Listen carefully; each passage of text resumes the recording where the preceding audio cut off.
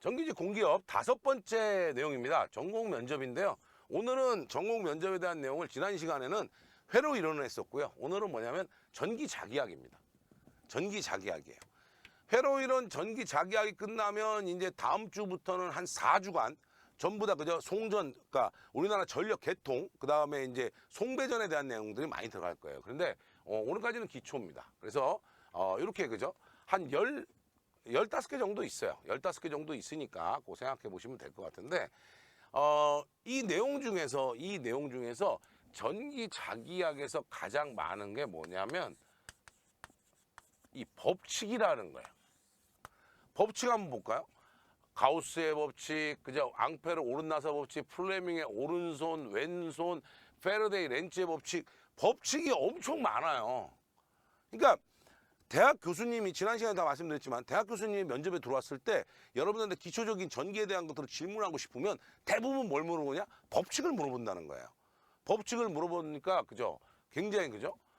내용이 얘기되는데 법칙을 설명하는데 절대 뭐를 하지 마라? 절대 뭐를 하지 마라? 공식을 얘기하지는 마세요. 법칙의 내용을 설명해야지 공식을 얘기하는 건 의미가 없어요. 그리고 공식을 얘기하는 것도 그죠? 아니 뭐 예를 들어서 그죠? 페러데이 렌츠의 법칙을 설명하세요 했더니 E는 마이너스 N의 DT분의 D5입니다. 이해돼요? 그래서 제가 지난 시간에 회로 이론 할 때도 했잖아요. I는 R분의 V. I는 오음의 법칙이 뭡니까? I는 R분의 V요. 걔는 면접 안 보러 가는 거예요. 뭐냐면 회로에 흐르는 전류는 공급된 전압에 비례하고 저항에 반비례합니다. 이렇게 정확하게 말로 풀어서 설명하라는 거예요. 이거는 지금 뭐예요? 면접입니다. 이것은 지금 여러분들이 그냥 필기시험 보는 게 아니에요. 면접이기 때문에 면접관이 들었을 때 이해가 됐다 그러면 끝나는 거고요. 이해가 안 되는데 이러면 어려워지는 거예요. 그래서 그런 부분들을 얘기하는 겁니다. 자, 첫 번째는 우리가 가우스의 법칙이에요. 뭐 책에 따라서는요 가우스의 정리라고도 하고 가우스의 법칙이라고 하는데 우리가 공식상으로 보면 뭐예요? 다이버전스 D가 로우가 된다. 즉 뭐예요? 전하에서는 전속이 발산이 되더라 라는 거예요. 다이버전스 발산이라는 뜻이죠. 전하에서는 전속이 발산되더라 이 뜻이에요. 그런데 똑같은 거를 그죠? 이렇게 다이버전스 D가 로우입니다 이렇게 답을 하면 안 되고 전하에서는 뭐다? 전속선이 발산한다 라는 뜻이에요. 그 다음에 또 하나는 뭐예요? 전기력선의 밀도를 결국 뭐다? 전장 또는 전개 세기로 환산한다 라는 게 바로 가우스의 법칙이에요. 그래서 이 가우스의 법칙이라고 하는 것은 이제 전개에서 뭘 알아보기 위한 거예요? 전개, 즉 전장의 세기하고 방향을 알아내기 위해서 사용하는 법칙이 되는 겁니다. 그래서 요 전개 세기, 전장의 세기 또는 방향 이런 것들 그죠? 그랬더니 이제 지난 시간에도 제가 계속 이 얘기 말씀드렸죠. 꼬리 질문이 나오는 거예요. 전개 세기나 전개 세기를 구하고 전개 방향을 구할 때 씁니다. 그랬더니 그럼 전개 세기를 왜 구해야 되느냐라는 거예요. 원론적인 얘기가 나오는 거죠. 전개 세기 왜 구합니까? 전개 세기를 구한다는 것은 결국 전개 세기를 구한다는 것은 뭐에 대한 거를 결정하자는 거예요. 절연의 강도를 결정하자는 거예요. 전기장이 세다는 거는 전기력선 밀도가 높다는 거는 전기가 그저 위험하다는 거잖아요. 그럼 예를 들어서 여기에 어떤 전기가 통하는 여기가 우리가 그저 전기가 통하는 지점인데 여기서부터 거리가 R일 때가 위험해요. 여기서부터 이만큼 떨어졌을 때 위험해요. 당연히 가까울 때 왜? 전개 세기는 여러분들 우리 배웠죠? 4파 입실론 제로 R분의 Q니까 거리가 멀어지면 전개가 작아져요. 미치는 영향이 작기 때문에 당연히 거리가 멀수록 안전하다는 거죠. 그러니까 어떻게 해요? 자, 우리가 인체 감전을 보호하기 위해서도 어떻습니까? 충전부에서 거리에서 멀어야 된다라는 뜻이에요. 그런 것들을 하기 위해서 뭐다? 전개의 강도를 찾아야 되는데 그 전개의 강도를 찾는 방법이 바로 뭐다? 가우스의 법칙이다라는 거예요. 그렇죠? 꼬리 질문 나오니까 벌써 그죠? 당황스럽네. 전기세기 왜 구했지? 바로 다시 한번 얘기하지만 절연 강도를 나타내기 위한 겁니다. 그러니까 이제 이런 것들을 정확하게 알아내시라는 거예요. 그냥 그죠? 그냥 여러분들 제가 얘기했잖아요. 카페 가서 봤더니 뭐예요? 가우스의 법칙 이렇게만 돼 있어요. 그러니까 가우스의 법칙만 그저 인터넷 찾아가지고 그거 딱 외우고 갔는데 갑자기 그저 꼬리 질문하는 거예요. 전개 세계를 왜 구합니까 그럼? 이게 이제 여기서 막 무너지기 시작하는 거예요. 그러면 안 된다는 거예요. 조금 더 깊게 가야 된다. 두 번째는요, 유전체입니다. 유전체는 대표적으로 절연체라고 부르죠. 절연체죠. 절연체이기 때문에 유전체라고 하는 것은 항상 뭐가 있다? 각각의 비유전율이 있다. 그러면 여기서 물어보는 게 두 가지죠. 그러면 유전율이 뭐냐? 유전율이 뭐냐는 거예요. 유전율이 뭐냐? 갑자기 생각해 보니까 그죠? 생각 안 나시죠? 유전율이 뭐예요? 유전율은 전하가 잘 모이는 정도예요. 그러니까 잘 보세요. 우리가 유전율이 입실론이라는 건데 공기면 입실론 제로, 일반 물질이면 입실론 제로에 입실론 S가 들어가죠. 그러면 어떤 물질을 채우면 이 비유전율이라고 하는 애는 콘덴서를 공기로 채웠을 때하고 일반 콘덴서 물질을 채웠을 때의 B고 1보다 크거나 같다. 왜? 공기면 1이니까요. 이렇게 우리가 지금 얘기를 했었는데 물질을 채우면 어떻다? 물질을 채우면 전하가 많이 모인다. 즉 콘덴서 만들 때 뭐야? 세라믹 콘덴서 이런 것들. 세라믹은 뭐야? 공기에 얘가 몇 배예요? 5,000배나 되니까요. 그렇죠? 자, 그래서 그런 내용들을 얘기하고 있는 거예요. 그래서 요 비유전율에 대한 거. 그때 우리가 꼬리 질문은 뭐였냐면 비유전율에 대한 설명을 해보세요. 비유전율이 뭐냐? 그랬더니 콘덴서를 공기로 채운 거에 대해서 물질을 채웠을 때 B를 나타내고 항상 1보다 크거나 같다. 요 내용입니다. 그래서 그걸 결정해 주는 수는 뭐라 한다? 비유전율이라고 한다. 그랬더니 충격적인 문제가 나온 거죠. 왜 충격적인 문제? 면접 보는데. 자, 그럼 유전율의 단위는 뭐예요? 지금 그죠? 들으셨죠? 유전율의 단위가 뭐예요? 뭐지? 이러면 난리 나는 거죠. 뭐예요? 길이당 정전 용량이죠. 그러니까 정전 용량이 크다는 거, 즉 뭐예요? 전하가 많이 모일 수 있다는 것이 바로 뭐다? 유전율의 정의가 되는 거죠. 그래서 요거 잘 기억하세요.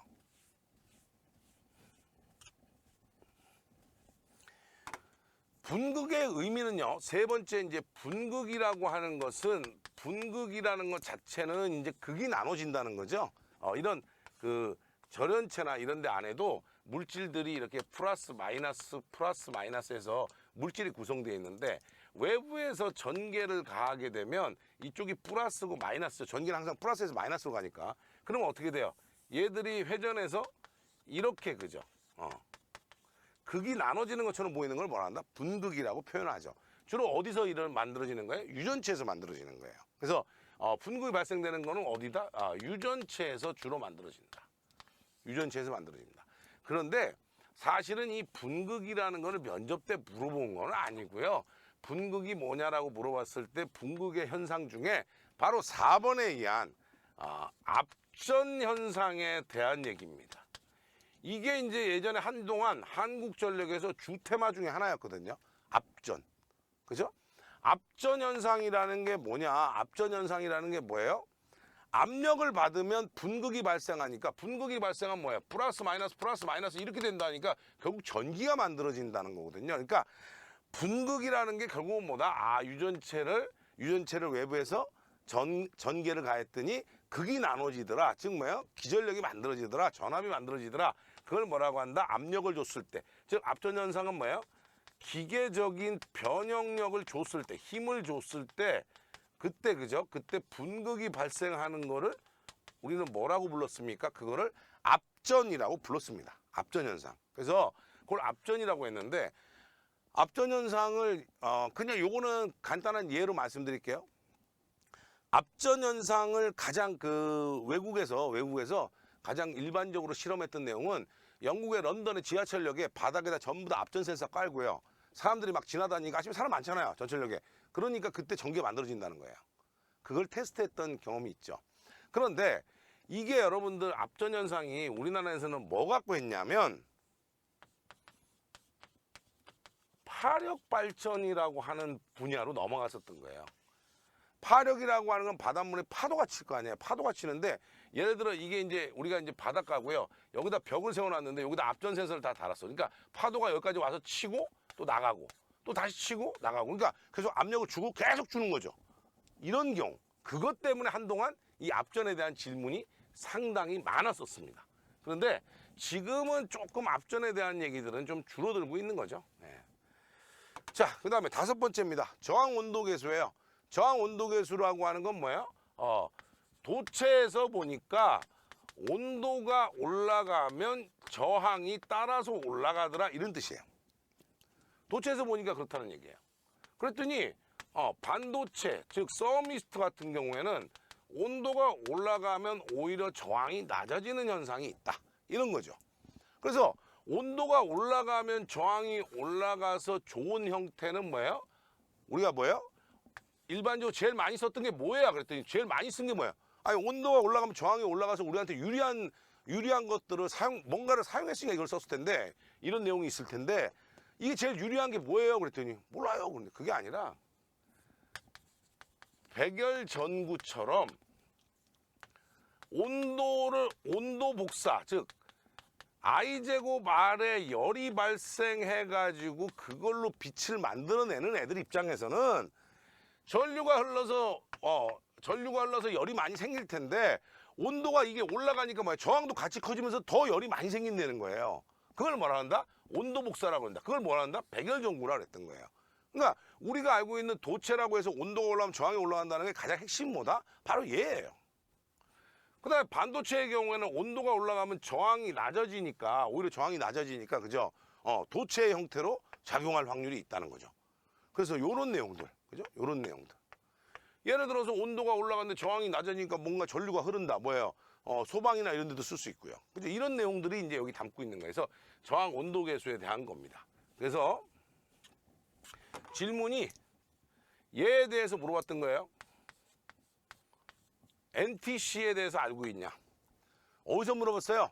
발전회사에서요. NTC가 뭐예요? NTC가 뭐냐면 네거티브 템퍼레처 코에피션트예요. 뭐예요? 부의 온도계수. 즉 뭐예요? 마이너스 온도계수라는 거예요. 이게 뭔 뜻이에요? 그러면 온도가 올라가면 저항이 낮아지는 애들을 뭐라고 한다? NTC 소자라고 해요. 그래서 이런 내용들을 굉장히 많이 물었던 거예요. 어디서요? 발전사에서요. 심지어는 발전사는 그저 5개 발전사, 한수원까지 6개 발전사는 NTC라는 게 문제에 나온 적도 많아요. 다음 중 NTC 소자가 되는 것은 뭐예요? 서미스터였겠죠. 내용을 모르니까 그냥 기사 공부할 때 그냥 온도 보상용 서미스터 이렇게 하다가 실제로 시험 문제 NTC 나오니까 뭐예요? 나는 이상해. 시험만 보면 내가 공부 안 한 것만 나와. 이렇게 되는 거예요. 왜냐면 깊게 안 했던 거예요, 공부를. 왜? 요새 분위기 좋잖아요? 그냥 기사 그냥 관연도만 따다다 외워가지고 그냥 번호만 외워서 가자 하는 분위기 좋잖아요? 그런 유튜버들 많이 있잖아요? 그러는 사람들이 그래 기사는 붙을지 몰라. 근데 공기업은 안 돼요. 이렇게 가기 때문이에요. 그래서 면접 볼 때 NTC에 대해서 답을 한 사람이 면접 왔던 학생들, 그죠? 면접 왔던 학생들이 뭐 제가 알기로는 어느 발전사인지는 제가 여러분들한테 공개할 수는 없지만 NTC에 대해서 물었을 때 한 100명이 넘는 학생 중에 대답한 사람이 한 명이 딱 있다는 거예요. 그 학생은 다니고 있는 거고요. 그죠? 그런 내용인 겁니다. 자, 6번째 열전현상이에요. 열전현상. 열전현상은요. 여러분들이 많이 알고 있죠. 열전현상은 뭐예요? 제백 효과, 펠티의 효과, 그 다음에 톰슨 효과의 세 가지를 얘기하는 겁니다. 제백이라는 거 뭔지 아시죠? 두 종류의 금속을 놓고요. 접합점에 온도 차이가 발생하면 기전력이 발생해서 전류가 흐르는데 이 기전력이라고 하는 건 열기전력이죠. 그러면 제백 효과를 이용한 게 뭐냐라고 했더니 꼬리 질문 나온 거죠? 뭐예요? 열전 온도계 원리가 됩니다. 좋아. 좋아. 발전사에서 주로 많이 묻는 내용이거든요. 좋아. 맞았어요. 그죠? 그러면 이 두 종류의 금속을 뭐라고 부르는지는 아냐? 뭐라 불러요? 열전대라고 부릅니다. 오, 공부 많이 했어. 좋아. 자, 열전대 종류에는 뭐가 있습니까? 구리 콘스탄탄, 철 콘스탄탄, 크로멜 알루멘, 백금 로듐이 있습니다. 이 중에 제일 높은 온도를 재려면 백금 로듐, 즉 뭐예요? 열전대를 이용해서 온도를 측정하려고 하는 겁니다. 어떤 온도요? 공업용 온도, 굉장히 높은 온도라는 거예요. 50도, 70도가 아니야. 1000도 막 이렇게 올라가는 온도들. 이런 걸 재자는 거예요. 아, 그렇구나. 그러면 이제 마지막 질문을 드리겠습니다. 이렇게 된 거예요. 여기서 다 또 쓰러졌죠? 왜 쓰러졌어요? 이 열전대를 보호하려고 뭔가를 보호하려면 어떻게 해야 됩니까? 열전대가 망가질 수도 있고, 근데 보호하려면 어떡합니까? 갑자기 그죠? 이런 건 안 들어봤는데? 그래서 이미 여러분들 공기업 사이버북스에서 나온 발전사 기출문제 보세요. 이미 뭐가 나와 있어요? 열전대는 석영으로 만든 관으로 보호를 하고 있습니다. 여기까지 대답한 사람은 붙은 거죠. 그랬더니 이번엔 펠티의 효과를 물어본 거예요. 펠티의 효과가 뭐예요? 그랬더니 두 종류의 금속을 접합해서 접합점에 전류를 흘렸더니 열의 흡수 발생이 일어납니다. 그랬더니 그래요? 이거는 열의 흡수 발생인데 이거 어디다 씁니까? 얘기되죠? 무슨 얘기예요? 발열이라고 하는 것은 전기 쪽에서의 발열이라고 해서 열이 발생하는 것은 대부분 주울열입니다. 내용의 대부분이 뭐예요? I제곱 R에 전류를 흘렸을 때 저항체에서 발생하는 열을 얘기하는 건데요. 여기는 뭐예요? 여기는 뭡니까? 저항을 쓰지 않고도 발열에 관여할 수 있다는 게 바로 뭐예요? 이 펠티의 효과고요. 펠티의 효과를 조금 더 갔을 때 여러분들 지난번에 HS공사, 서울시 도시개발공사, 그 다음에 이런 몇 군데, 그 다음에 또 뭐예요?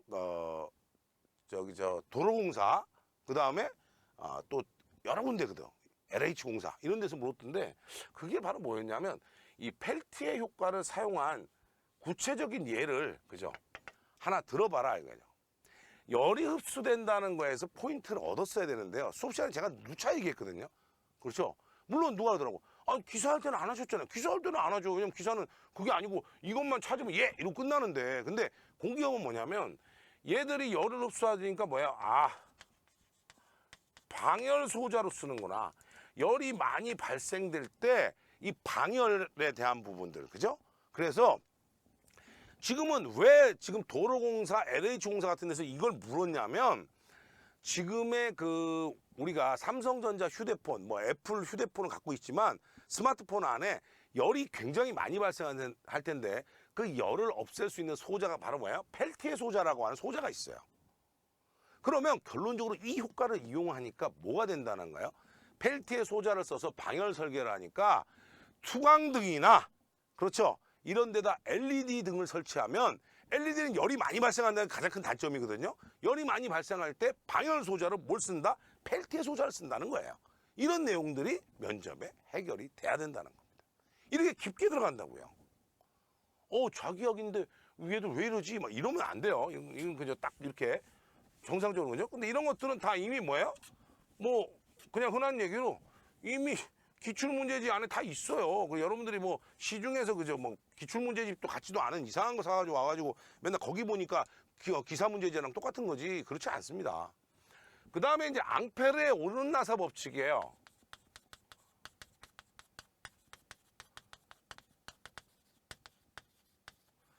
앙페르의 오른나사 법칙, 다른 말로 오른손 법칙입니다. 자, 물어보기만 하면 어떻게 하고 있어요? 면접하는데 제가 처음에 면접할 때 뭐라 했어요? 손을 가지런히 무릎 위에 이렇게 얹으면, 그죠? 가지런히 무릎 위에 얹었어요. 그러면 내가 얘기했죠? 면접 끝날 때까지 아는 분 손 들고 얘기하세요 할 때 손 드는 거 빼고는 하지 마라 그랬어요. 그러면 이거 하니까 어떻게 하고 있어요? 요거 앉아가지고 이렇게 하고 있는 거예요. 앙페르의 오른나사 법칙은 뭡니까? 전류에 의한 자장이 발생되면 이 자장의 방향을 알아볼 수 있는 방법을 뭐라고 한다? 그죠? 앙펠의 오른나사 법칙으로 엄지손가락 방향을 전류의 방향으로 했을 때 반대 나머지 감아지는 손의 방향이 뭐다? 자장의 방향이 될 거고 반대도 성립합니다. 감아지는 손이 전류의 방향이면 엄지손 방향이 뭐다? 자장의 방향이 됩니다. 이렇게 제가 아까도 얘기했잖아요. 말로 설명해야 된다고. 이걸 자꾸 왜 공식으로 수식으로 얘기하고 막 안 되니까 막 이렇게 이거 하고 있고 이러면 이건 끝난 거예요. 자, 플레밍의 오른손 법칙이라고 하는 겁니다. 플레밍의 오른손 법칙, 왼손 법칙은요. 지금까지 면접에서 한국전력이란 모든 회사에서요. 전공 면접할 때 이걸 안 물었던 적은 별로 없어요. 플레밍의 오른손 법칙은 뭐예요? 했더니 E는요. V 크로스 BL이에요. VBL의 사인 세타입니다. 에이, 하지 말라니까 그죠? 뭐예요? 플레밍의 오른손 법칙은 뭐가 되는 겁니까? 자장이 있는 공간 내에 그렇죠. 자장이 있는 공간이 있어야 되고요. 꼭 기억하시라 했어야 되나? 이런 것들은 사실은 여러분들이 그냥 해도 절대 그죠. 이런 걸 말로 못한다는 게 더 이상해. 자장이 있는 공간 내 도체를 운동을 시킨다고 하는데 운동이라는 건 결국 뭐예요? 회전시킨다는 거예요. 우리 개념에서는. 회전을 시키면 뭐가 만들어진다? 기전력이 발생이 됩니다. 따라서 얘는 뭐다? 발전기의 원리가 되는 내용입니다. 이것을 오른손 법칙을 통해서 알아보기 쉽도록 손가락 3개, 즉 뭐예요? 엄지손가락, 그죠? 엄지, 검지, 중지로 보면 엄지가 뭐예요? 운동의 방향, 검지가 뭐예요? 자장의 방향, 얘가 중지가 뭐다? 기전력의 방향이 되는 그런 법칙입니다. 라는 거예요. 간단하죠? 그럼 플레밍의 왼손 법칙은 뭐야? 왼손 법칙. 똑같잖아요. 자장이 있는 공간 내에 도체에다가 전류를 넣었더니 이번은 힘을 받아서 그냥 힘만 받다가 하면 안 돼. 회전이 일어나게 된다라는 거죠. 그래서 뭐예요? 전동기의 원리가 된다. 그렇죠? 그런 내용들은 정확하게 짧게 끝날 수 있는 내용인데 이 두 개는요, 8번, 9번은요, 굉장히 짧은 답이 되는 거예요. 굉장히 짧은 답이고 정확하게 끝날 수 있는 답이다 이거죠. 자, 10번은 뭐냐면요, 자성체입니다. 자성체는 뭐야? 자석이 될 수 있는 물질을 얘기하는 거고요. 그 다음에 자화라고 하는 것은 자성체가 뭐가 된 거예요? 자석이 되는 과정을 자화라고 합니다. 그렇죠? 맞아요. 자성체로 가장 많이 쓰이는 게 뭐예요? 철, 니켈, 코발트 같은 강자성체를 얘기하는 거거든요. 그렇죠? 맞아요? 그래서 자성체에서, 즉 어디에서? 철에서 발생할 수 있는 손실이 뭐냐고 꼬리지름을 물었던 거예요. 자성체에서 발생하는 손실이 뭐지? 아니, 철에서 자성체, 즉 우리가 기기에서 다 뭘로 썼어요? 철심을 썼잖아. 변압계 철심, 기기 그죠? 전기자 철심, 계자 철심, 다 철심이잖아요. 철심은 결국은 자성체가 자화가 되는 거야. 자석이 돼야 되는구나. 그렇죠? 그래서 어떻게 써요? 요건 제가 설명 그냥 드릴게요. 이렇게 철에다가 권선을 이렇게 감아가지고 전류를 쫙 흘렸더니 뭐예요? 자속이 일로 쫙 나오는데 이 전류를 여러분들은 친절하게 계자전류라고 배웠고 이게 자속이 나온다니까 이 철이 뭐가 돼요? 자석이 됐다는 거죠. 그걸 뭐라고 그랬다? 자화라고 그랬다. 그럼 이런 철심에서 생기는 손실을 우리는 뭐라고 그랬습니까? 히스테리시스 손, 와류손이라고 불렀습니다. 그러니까 히스테리시스 손과 와류손에들 물어본 거예요. 이 내용은요, 자성체와 자화가 중요한 게 아니라 얘들을 끄집어내기 위한 과정이었어요. 그래서 질문을 또 한 거죠. 훌륭하신 분이. 자, 히스테리시스 손실은 주파수에 얼마 관계가 있나요? 했더니 주파수에 히스테리시스 손실은 상수에다가 주파수에 최대 자속 밀도의 1.2승. 즉 뭐예요? 주파수에는 그냥 뭐예요? 그냥 비례하네요. 그리고 최대 자속 밀도 1.2승입니다. 라고 대답을 했더니 면접관이 그랬다는 거예요. 2승 아니에요? 이랬다는 거예요. 그러니까 공부를 또 약하게 해가지고 1.2 테슬라, 즉 1.2 웨버 퍼 미터 제곱 밑으로 가는 애들은 그죠? 1.2가 1.6이죠. 1.6승. 요거는 뭐예요? 자석이고 조그만한 자석이고 기기 안에 들어가는 철심들은 전부 다 뭐예요? 제곱이에요. 기기 안에 들어가는 철심들은. 왜? 1.2 테슬라가 넘기 때문이죠. 그러니까 이제 이런 거를 알아야 되고 와류손 같은 경우는 뭐예요? 와류손은 그죠? 주파수에 몇 승에 비례합니까? 전체 제곱. 주파수에 뭐야? 제곱에 비례하네요. 그랬더니 와류손은 그래서 히스테리시 손을 감소시키려면 어떻게 합니까? 그랬더니 규소 강판을 씁니다. 좋아요. 와류손을 감소시키기 위해서 뭐야? 성층철심을 씁니다. 성층철심이 뭡니까? 그랬더니 뭐예요? 그 철심을 만들 때 아주 두께를 줄이기 위해서 아주 얇게 만들어가지고 여러 개를 적층, 싸서 쓰는 방식을 쓴다 이거죠. 그래서 그러면 이 두 가지를 했는데 그럼 두 가지를 합쳐서 철손이라고 부르죠? 이렇게 아예 물어본 거예요. 이 두 개를 합쳐서 철손이라고 부릅니다. 철손은 주파수하고 어떤 관계가 있습니까? 주파수에 반비례하죠. 철손은. 그런 얘기까지 여기서 다 되는 거예요. 그러니까 제가 회로 이론 할 때도 누차 말씀드리는데 이 꼬리 질문이 얼마나 들어올지를 여러분들 잘 생각해야 돼요. 꼬리 질문을 전혀 생각하지 않고 그냥 그죠? 이렇게만 돼 있으니까 여러분 보세요. 여러분 카페 오늘도 들어가 봐. 다른데 뭐 공기업을 준비하는 뭐 이런 애들이 많거든요. 그런 카페 들어가 보면 이렇게 써져 있다고. 이대로 준비하니까 맨날 실패하는 거예요. 면접 보러 가서. 자, 11번째입니다. 히스테리시스 곡선과 히스테리시스 손실. 아까 얘기했죠? 히스테리시스 곡선은 뭐야? 자화 곡선이죠. 쉽게 얘기하면. 자기 이력 곡선이야. 한번 자화됐던 걸 반대로 돌려보는 거죠. 자기 이력 곡선. 히스테리시스 손실은 내가 좀 전에 설명 다 했습니다. 맞아요? 그 얘기를 한 거고요. 그 다음에 진짜 시험에 많이 물었던 건 얘입니다. 얘. 하여튼 이 자기학에서 최대 지분을 갖고 있는 거는 열전현상. 그죠? 열전현상. 그 다음에 뭐였어요? 그 다음에 플레밍의 왼손 오른손, 그 다음에 페러데이 렌츠의 법칙. 이거는 뭐 엄청나게 많았죠. 페러데이 렌츠의 법칙이 뭐냐? 기전력은 그죠? 기전력은 권수에는 비례하고 자속의 증감에 반대 방향으로 형성됩니다. 라는 거예요. 그럼 이 마이너스는 뭐냐라고 질문을 많이 했어요. 페러데이 렌츠의 법칙에는 수식으로 쓰면 마이너스가 붙는데 마이너스 왜 붙을까요? 근데 그게 바로 뭐예요? 기전력의 방향을 나타내는 애들로 바로 이것이 렌츠의 법칙이 된 거죠. 그렇죠? 페러데이 법칙은 여기까지잖아요. 그죠? 뭐예요? 기전력은 권수에 비례하고 자속의 증감에 반대 방향 생긴다라는 거죠. 자, 그런 얘기였고요. 그 다음에 12번째입니다. 13번째입니다. 와류손 대책 금방 말씀드렸죠. 그죠? 그래서 와류손의 대책은 성층철심이라고 했는데요. 이거는 이제 한국전력에서 얘기했던 거예요. 성층철심을 했는데 요새 성층철심 안 쓰는데요. 그런데 그거는 뭐냐면 극박, 그죠? 극박 성층철심, 극박 규소질의 강판을 쓴다.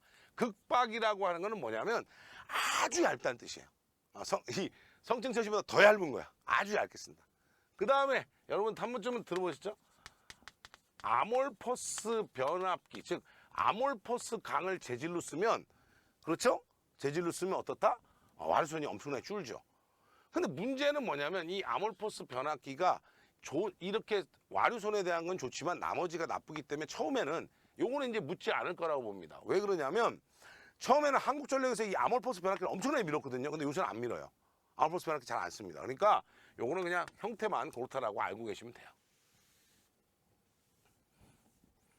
자, 14번째는요. 전개와 자개 비교인데요. 요거는 그죠? 수준이 좀 높은 쪽에서 면접 볼 때 그죠? PT나 이런 것들 할 때 그죠? PT보다도요. 앞에 나가서 칠판에다가요. 공식 적고 해라 라고 했을 때 얘기되는 거예요. 이게 바로 뭐냐면 맥스웰의 전자방정식을 쓰고 이게 이제 거래소에서 했던 면접이죠. 전력거래소에서 했던 면접. 자, 맥스웰의 전자방정식을 쓰고 얘에 대해서 설명해 보세요. 그랬어요. 맥스웰의 전자방정식이 무엇입니까? 라고 물어봤던 거예요. 맥스웰의 전자방정식이 뭡니까? 전개와 자개, 그죠? 정의가 필요한 거고요. 전개와 자개 상호 관계에 대해서 물어봤던 거예요. 잘 보세요. 전개에서는 뭐야? 아까 처음에 했죠. 다이버전스 D는 로우다. 뭐예요? 전하에서는 전속이 나간다. 즉 고립된 전하가 존재하기 때문에 발산이 된다는 거예요. 자, 자개는 어떻습니까? 자속의 발산은 없다는 거예요. 고립된 자극은 없다. 자극은 언제나 N극과 S극이 같이 붙어 있다는 얘기죠. 자석은. 그렇죠? 아니 자석이 이렇게 했는데 N극만 있는 자석 봤어? S극 같이 붙어 있잖아요. 근데 전개는 플러스 Q만도 존재할 수 있잖아요. 이러기 때문에 차이가 난다는 거예요. 이 두 가지를 뭐라 한다? 전개와 자개, 정의라고 불렀던 거예요. 그 다음에 두 개 했죠? 정의. 그 다음에 서로 상응한 게 뭐야? 아, 로테이션이 마이너스 라운드 T분의 라운드 B다. 패러데이 렌츠의 법칙에 의하면 어떻게 했다는 거예요? 자장의 시간적 변화에 의해서 로테이션이 회전하는 전개가 만들어지는데 이게 바로 우리가 알고 있는 뭐예요? 교류의 원리가 된 거죠. 자장은 시간적으로 변화가 된다. 즉 뭐예요? 아니 이렇게 자장이 시간적으로 변화된다는 건 뭐야? N극, S극 이렇게 계좌가 있는 상태에서 전기자를 계속 돌려버리니까 결국 자장이 시간에 따라 변한 거랑 똑같은 거죠. 이런 상태를 얘기하는 거고. 그 다음에 로테이션 H, 회전하는 전류가 흐르는데 그것은 뭐하고 관계가 있다? 전류하고 관계가 있다. 그 전류 중에는 전도전류 밀도, 전도전류, 즉 도체에서만 전류가 흘러도 회전하는 자장이 만들어지지만 유전체 안에서 변이전류만 가지고도 만들어지더라라는 거예요. 이거를 뭐라고 한다? 전개, 즉 뭐예요? 자장과 전개의 관계, 또 전개하고 자개의 관계, 이 두 가지를 얘기하는 겁니다. 이거 물어봤던 내용이 가장 어려웠던 내용이에요. 그래서 요거를 맞췄다. 굉장히 그죠? 자, 15번째입니다. 전자파예요. 우리는 포인팅 벡터를 앞서서 배웠거든요. 자기학 시간에. E 크로스 H예요. EH의 사인 세타입니다. 자, 그래서 보통은 이거는 1이니까 뭐예요? EH로 많이 썼는데 이 얘기는 뭐예요? 전개가 이와 같은 방향이면 자파는 어떻게 돼요? 90도 간격으로 가니까 이 방향으로 얘들이 진행이 되더라는 거죠. 예를 들어서 전개가 X방향이고 자개가 Y방향으로 진행하면 전자파는 G방향으로 간다. 이걸 나타내는 거예요. 그런데 전자계라는 거는 뭐냐는 거야. 전자파는 전개와 자개가 합쳐져서 그죠? 합쳐져서 뭐예요? 에너지를 전달하는 형태가 되는데 전자계는 우리나라 같은 경우처럼 60Hz, 전기는 60Hz 쓰죠? 극저주파가 되면 60Hz는 극저주파니까요. 거리만 좀 멀어지면요. 완전 에너지 소멸돼 버려요. 그렇기 때문에 전자파라고 부르지 않고 전자계라고 부릅니다. 요것은 어디 있냐면 한국전력 홈페이지 메인 화면에 보면 전자계에 대한 설명이 나와 있습니다. 그거를 참조하시면 됩니다. 이런 것들이 지금 여러분들 자기학에서 여러분들한테 면접 때 물어봤던 내용이고 꼬리 질문했던 내용들이에요. 그래서 그런 내용들을 여러분들이 좀 챙기는 게 좋을 것 같다는 생각이 듭니다. 자, 자기학에 대한 내용이었습니다.